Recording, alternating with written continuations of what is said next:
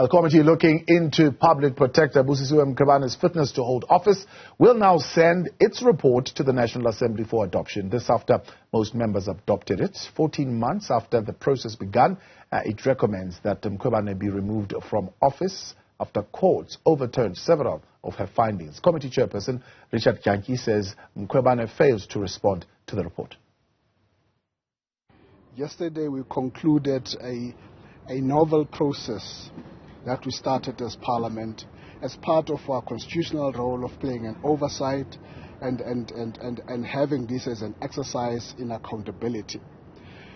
We started the actual inquiry a year and a month ago on the 11th of July 2022 and would have in the process gone through 24 witnesses, 22 of them who done their sworn statements and 2 who did not. And I would have said yesterday we appreciate everybody's role, including those witnesses who really enriched this process that had no reference. Yesterday was very significant because it marked the end of a very long process, a process that we initially thought would take us 6 months. But it went beyond 6 months. It had so many off-ramps that were many of them outside of our control. I made the point that this exercise, which is about oversight and accountability, enhancing democracy, is priceless. Because it's important that we do this work, that you cannot put a price to it. So that you have a healthy institution, you have a healthy democracy. Doesn't mean that you've got to go overboard, but it's important that that is understood first. The second part of it is that not everything else that in this process can be regarded as priceless. Give you one example. I've mentioned yesterday that you have an attorney, a firm of attorneys that would have been contracted on brief as attorneys of choice for 63 days, and in that 63 days there's nothing you can point out what they have done except the application for recusal. Okay, 63 days. And you would have known the figures of what goes into that. And so many other things. There are certain things that we're going to have to do better, including the exorbitant price that has been paid to legal reps.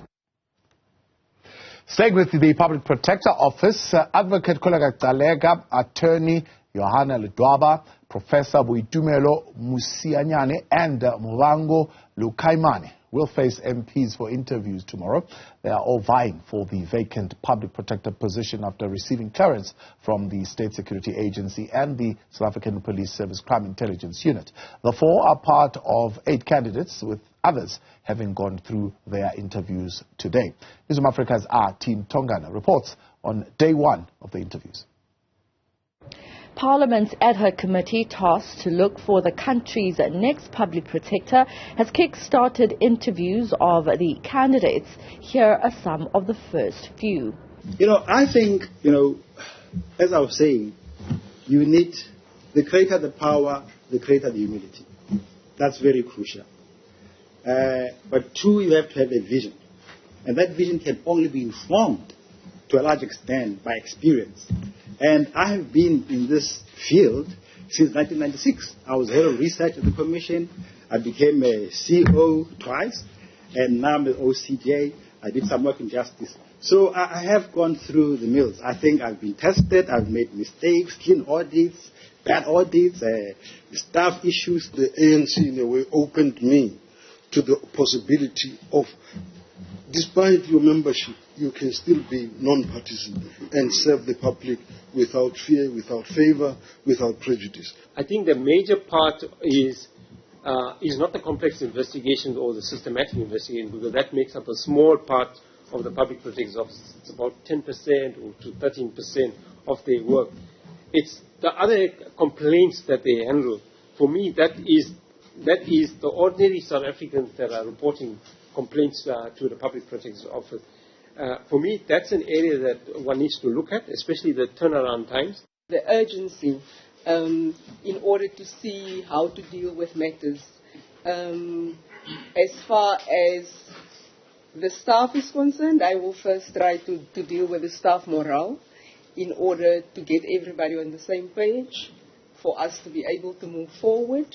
And then as far as the work is concerned, if there are any backlogs, we will have to prioritize those matters in terms of, first of all, I will ensure that we have jurisdiction to deal with the matters. And even if we do, I will see whether there isn't any other suitable agency that's more suitable to deal with it. And if not, we will proceed with those matters in terms of importance and urgency. For Newzroom Afrika on Channel 405, I'm Athi Mtongana in Parliament.